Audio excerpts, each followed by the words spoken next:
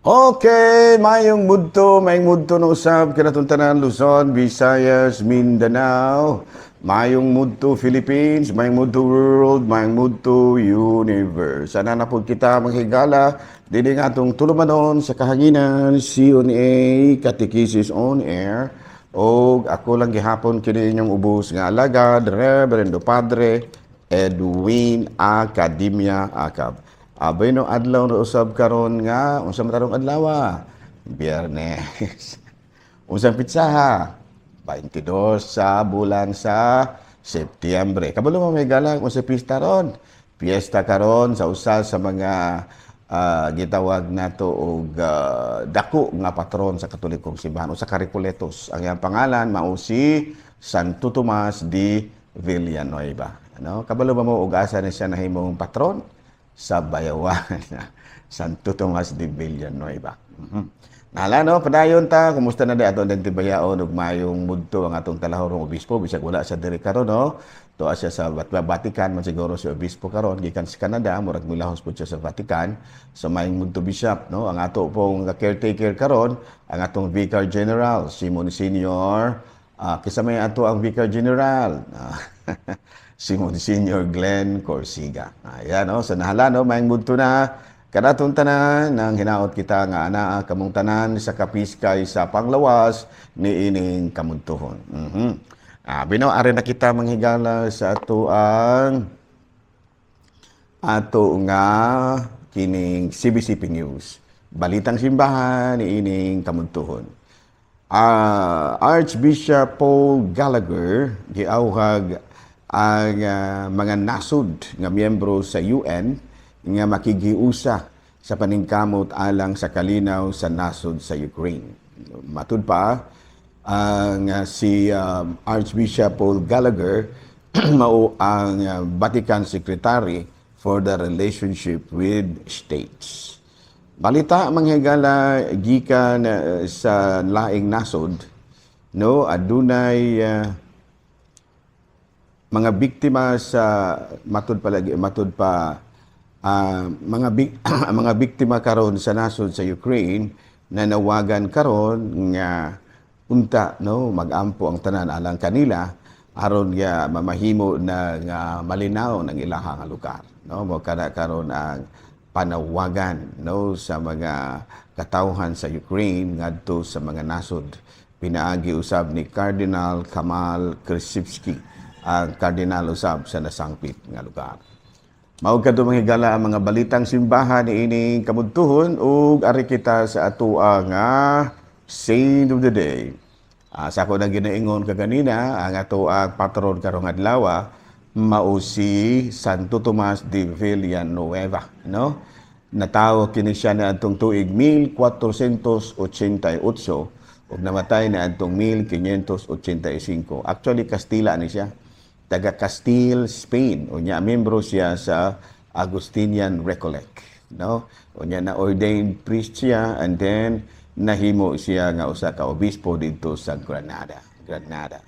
Unya naila siya ang pagkamatinabangon sa mga kabus ug ingon man usab naila usab siya nga nahimo siya nga benefactor sa mga hospital ug ingon man usab nahimo usab siya nga nakapahigayon siya og mga gitawag natong feeding program alang sa mga indigents no sa ato pa more on social services ang gihimo ni kini Santo Tomas de Villanueva.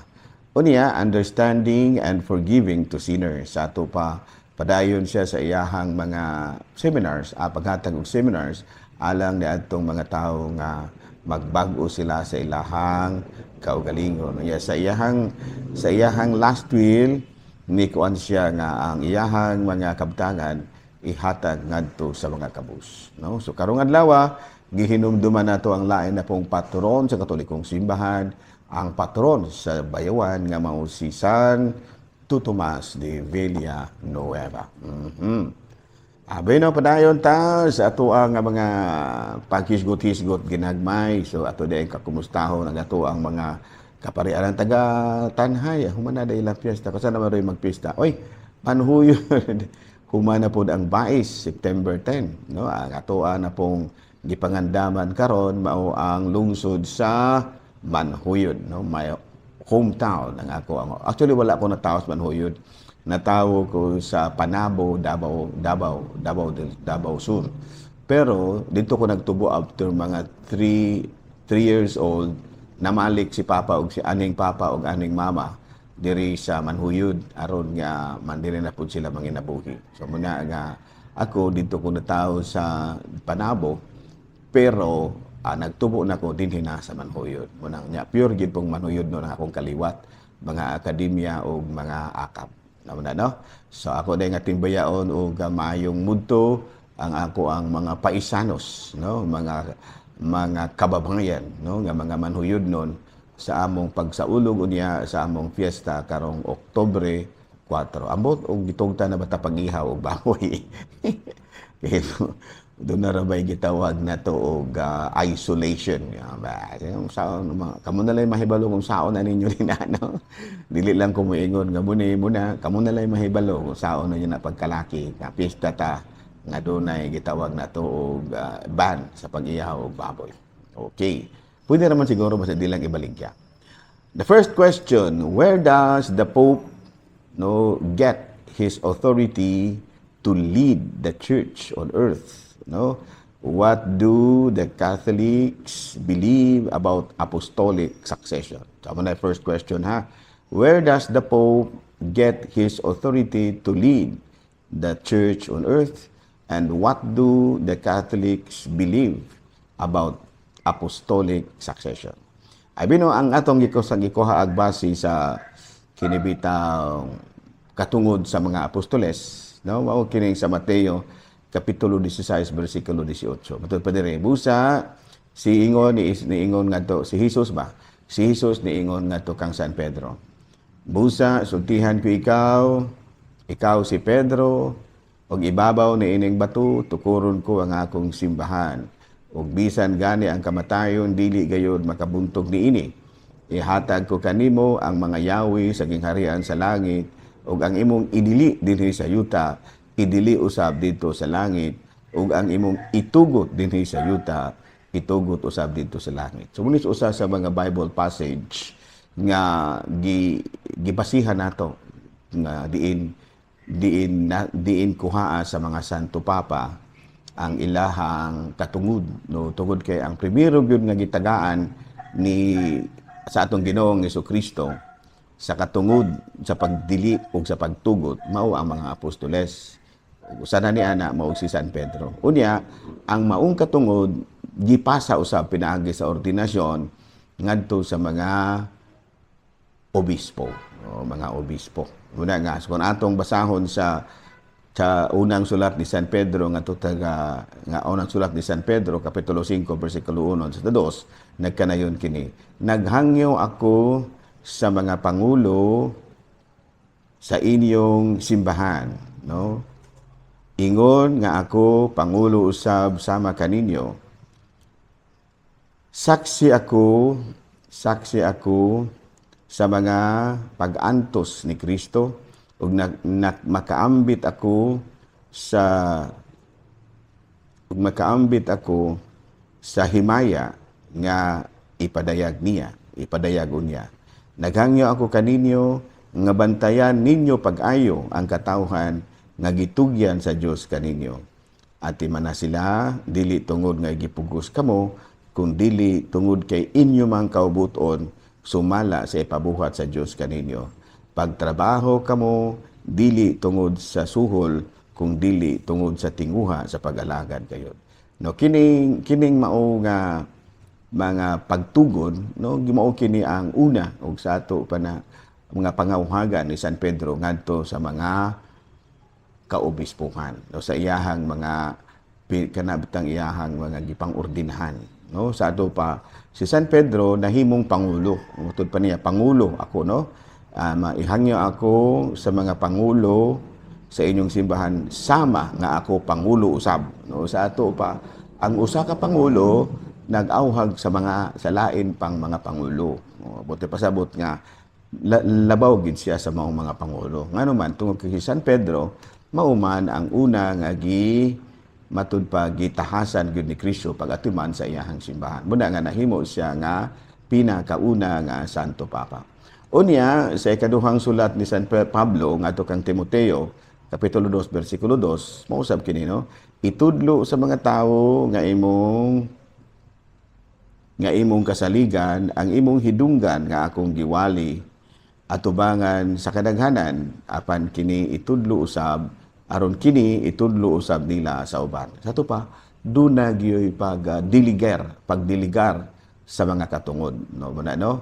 Unya sa basahon ni sa sulat ni San Pablo ngadto kang San Tito kapitulo 1 bersikulo 5, gibilin ko ikaw sa Krita aron imong atimanon ang mga butang nga wala pa mahuman ug aron magtudlo ka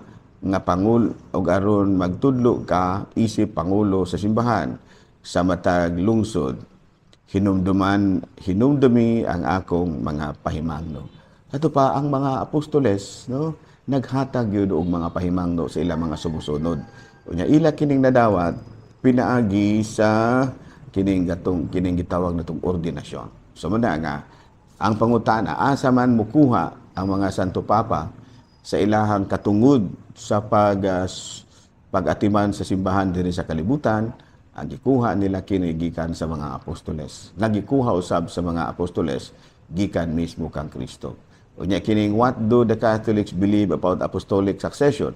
Mituo kita nga ang mga apostoles o ang mga Santo Papa aduna gi sumusunod kana bitong aduna gi manununod sa ilahang katungod. Muna nga kini si Pope Francis karon tungod sa apostolic succession nahimo siya nga ika 267 Pope no gikan kang San Pablo nahimo siya nga ika 267 ka Santo Papa.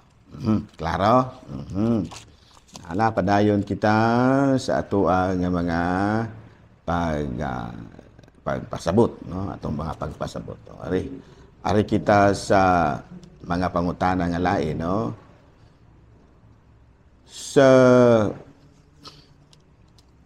When is kabahin na pud ni sa mga krimen no. Doon naman tayo mga pagtuluan kabahin sa murder. When is murder acceptable? Kanus aman nga ang pagpatay matud pa makatarunganon.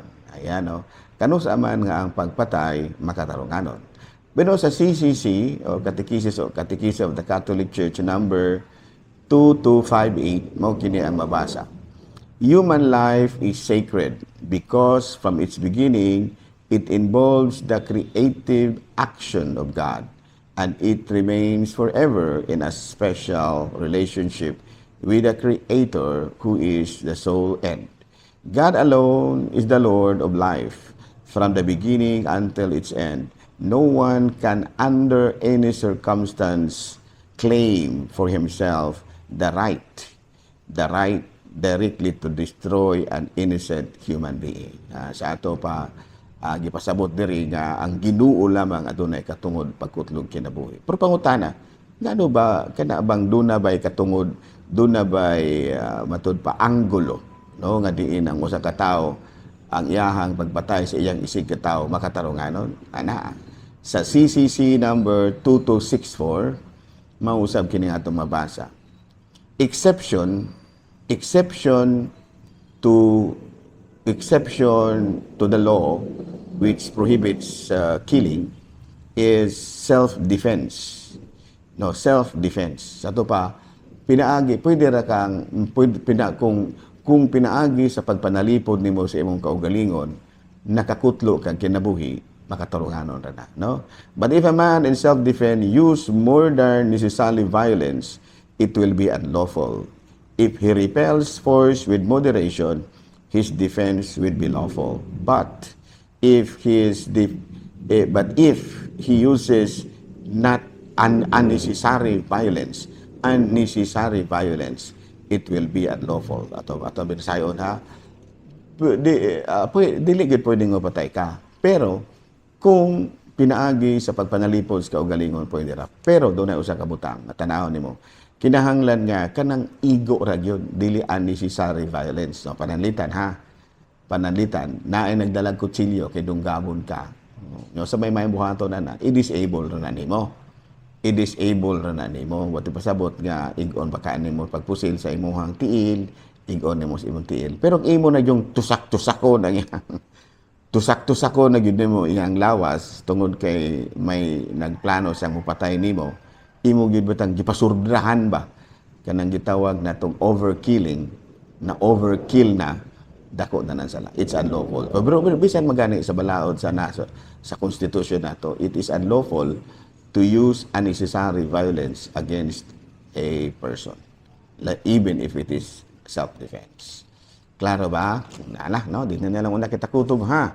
Ako lang gihapon kini inyong ubos nga alagad, Reverendo Padre Edwin AA, mana milit na usab kaninyo ug manalangin kaninyo ang Dios nga makagahom sa tanan, Amahan, Anak, Espiritu Santo. Good noon, Pilipinas.